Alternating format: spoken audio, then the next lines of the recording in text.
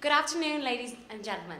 My name is Roisin, and I'm here today with Katrina, Ryan, Matthew, Ron, and Cormac.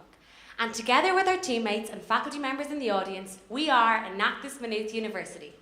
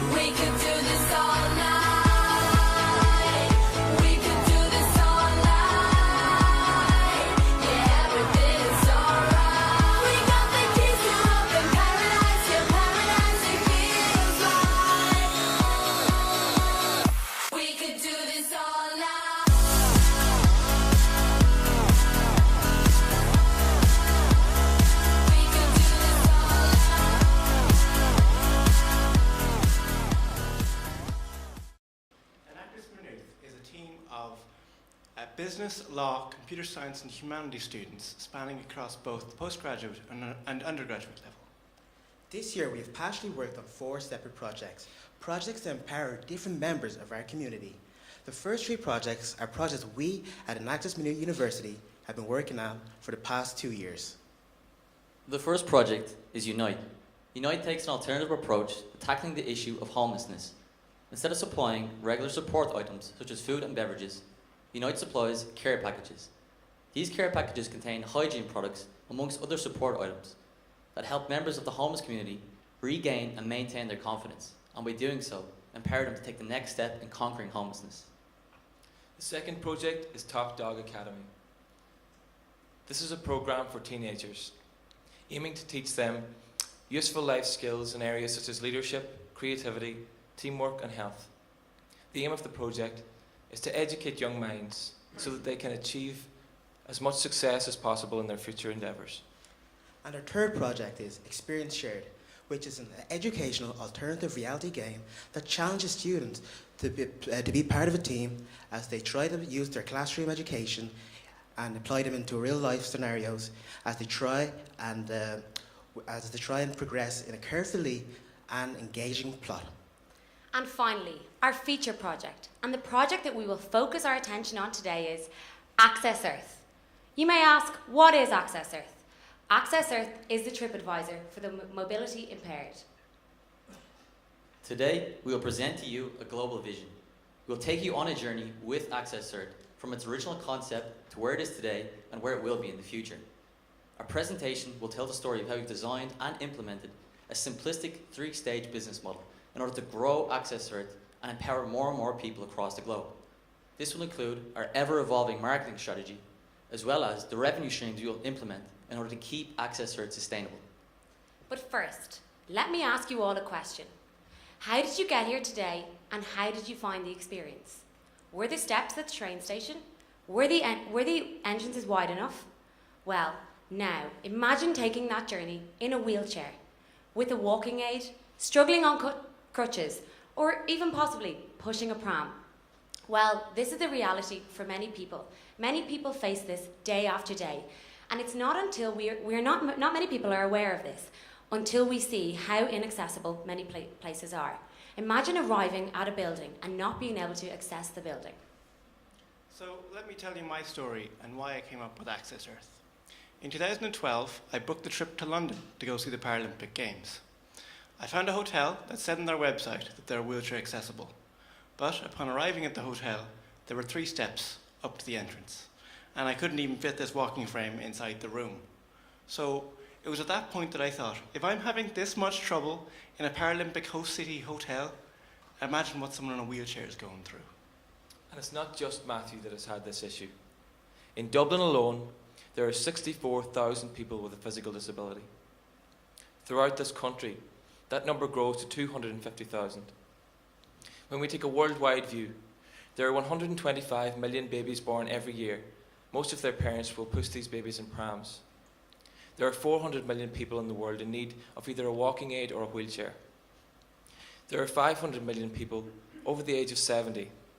And did you know that in countries with an average life expectancy of over 70 years, every person will spend an average of 8 years with some sort of disability?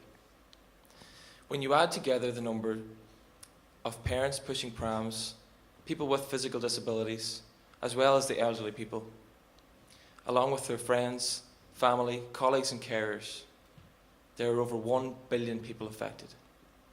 This number doesn't even take into account those with invisible disabilities, such as cystic fibrosis, severe asthma, and chronic fatigue, amongst others. This is a global issue. I've always loved technology, and in particular, how it can change people's lives. So, following on from my personal experience in London, I developed and built Access Earth and entered it into last year's Microsoft Imagine Cup. Following on from my great success at the World Finals, Access Earth needed a sustainable place to grow, and Enactus was the perfect fit for that. With its passionate group of students, it is the perfect place for Access Earth to have a future. Part of our needs assessment was to conduct accessibility surveys within a given area. We selected Henry Street in Dublin City Centre in order to gather relatable and relevant sample data. We found that many buildings in one of Dublin's busiest cities are not accessible for people with disabilities, both in terms of the layout of the stores and the facilities available. Most buildings are built to meet certain criteria and regulations, but yet they tend not to think about the users in mind. Therefore, some businesses may advertise themselves as being accessible, but in reality, they are not. Equality has been a topical issue in Ireland over the past number of weeks. An important story is that last Friday, a man in Dublin could not place a vote because the building he was trying to enter, which was the polling station, was not wheelchair friendly. We shared this story through our Access Earth social media page. It received over 3,000 views. It is clear there is a big problem with accessibility. We, at Enactus Maynooth University, have the solution. We are empowering people all over the world through our project Access Earth. Access Earth. On the homepage, you will be greeted with options to add a place or to explore. For example, our country's capital, Dublin. Perhaps you are looking for a place to stay. Click on the hotel icon and you will see the rating. You can discover more information in regards to the outside of the building, the inside of the building, and how accessible the restrooms are.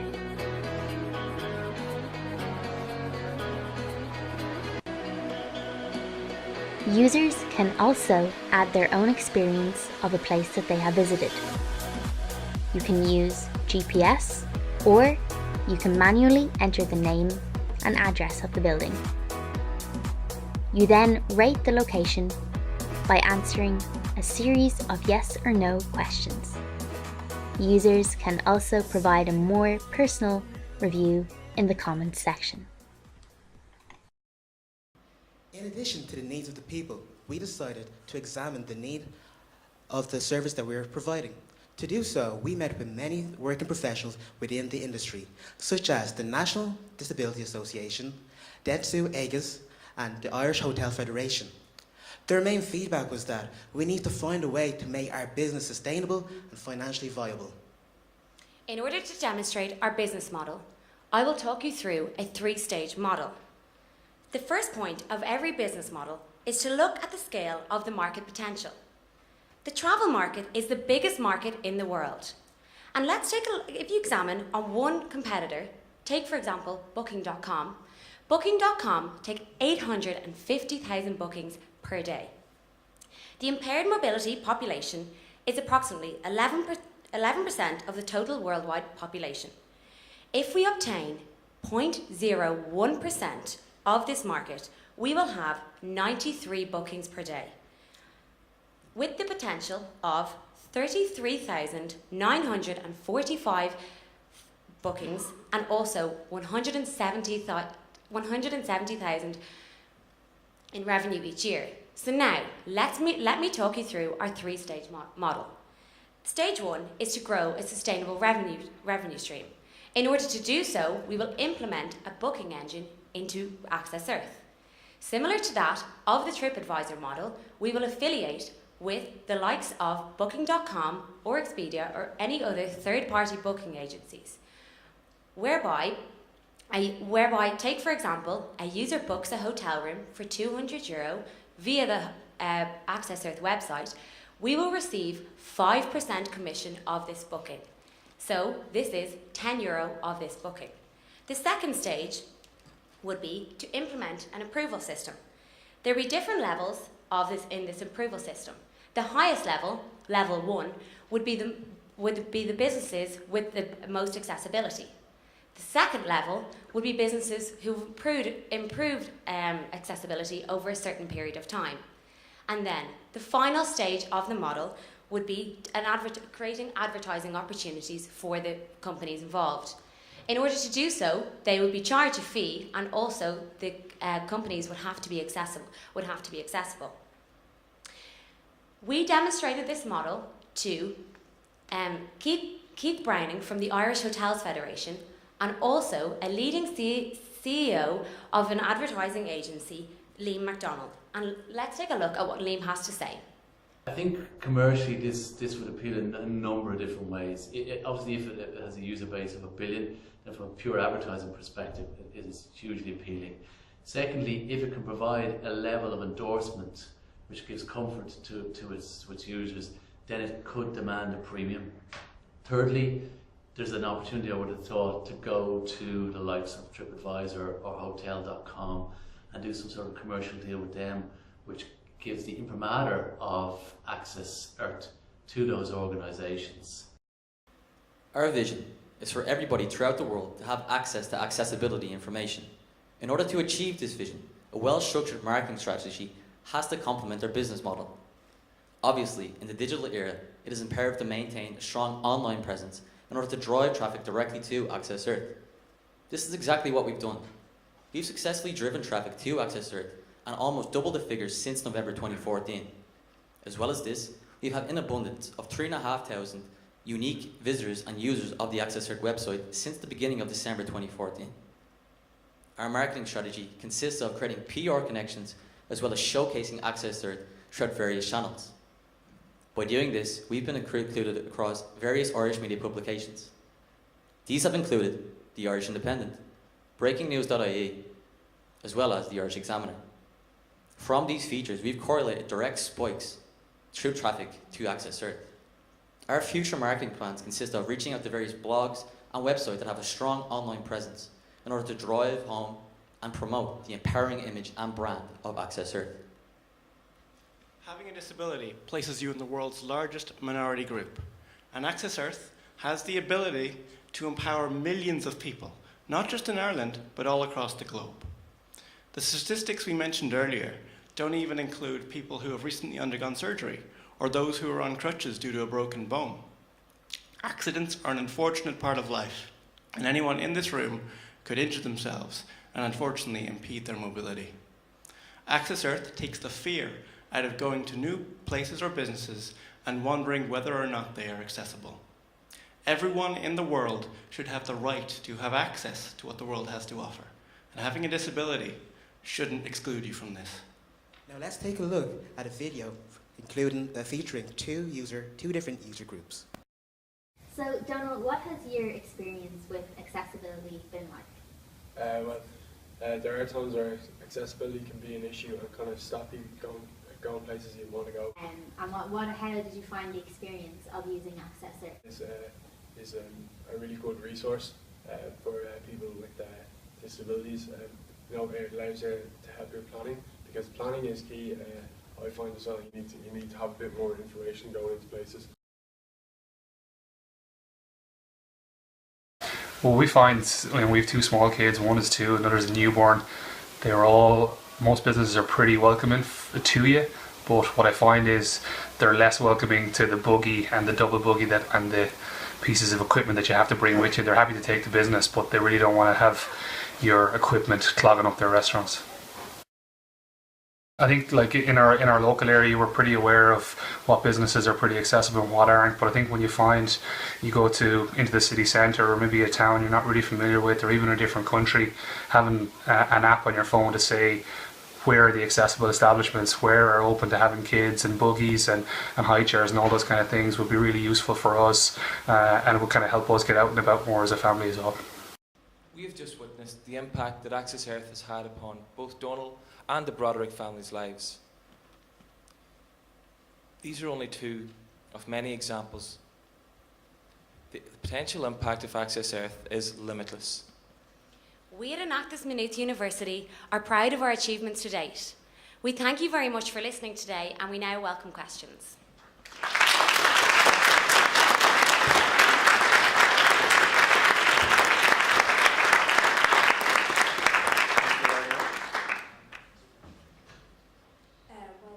Excellent presentation.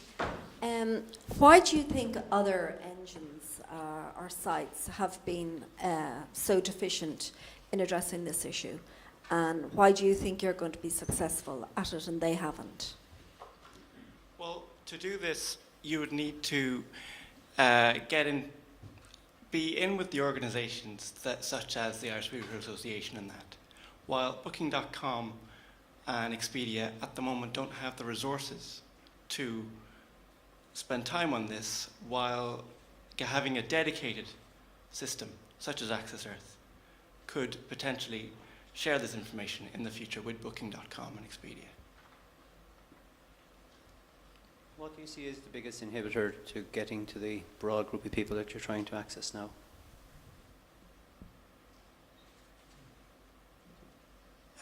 The biggest inhibitor would be just the general marketing strategy, getting it out to the people so they know it's out there. Once they know it's out there, people are very passionate about using it. So that is the biggest challenge, is getting the word out. And I think we've shown as well, let's look to add a little bit onto that answer.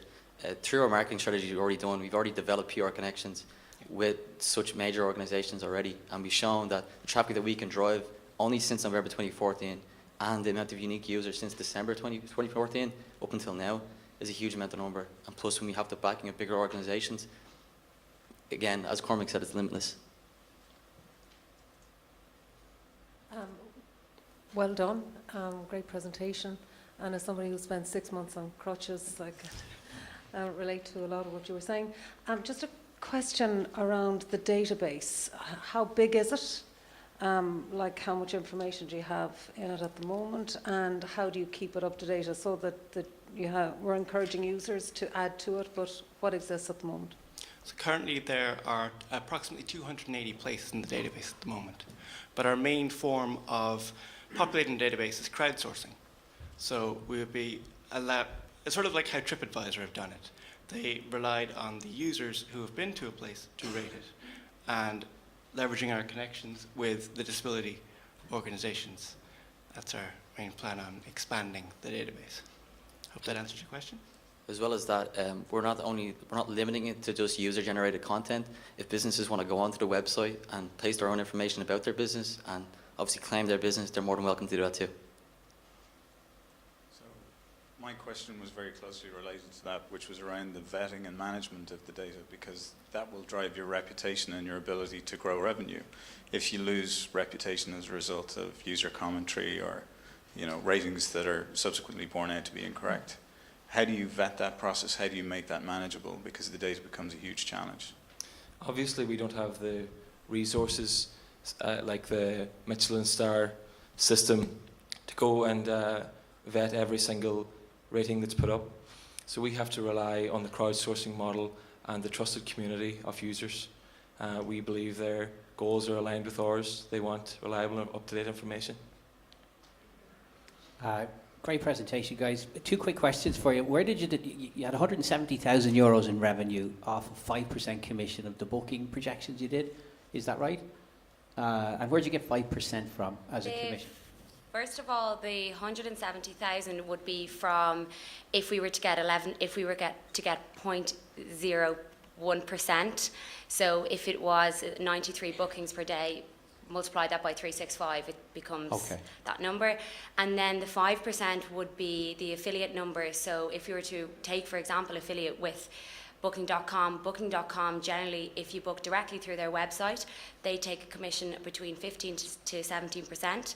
But for affiliates, they will give the affiliate 5% of the booking. Right. So that would be the average mark. Okay. My thoughts are you can get more than 5%, so don't sign up for 5%. Unfortunately, no. Should be 10, George. Yeah, I know. Before that guy gets in on you. The second question is, how do you protect your brand? So you need some kind of booking distribution system behind you. You can either fund that yourselves if you get some money, and that might be the better way. But if you do partner with somebody, how do you protect yourselves to make sure they don't take the best of your idea, rebrand it, and leave you on the side of the road somewhere? Well, that's something that Maynooth University has been great in helping us with, in getting us down the route of getting into contact with the commercialization office, so that we know that we can protect the property that our intellectual property, and in particular our implementation of the database and platform. So my question kind of builds on that. Your content here is absolutely key. How do you protect it? Because I could send a robot in, take all your content out. I could have people basically changing it so that it's not really impacting, legally I can get away with it. So like the content, getting it up to a point where you've enough content that makes you, attractive enough to a large enough user base, but then protecting that. And then you have the whole localization of it, because English is one language. You need.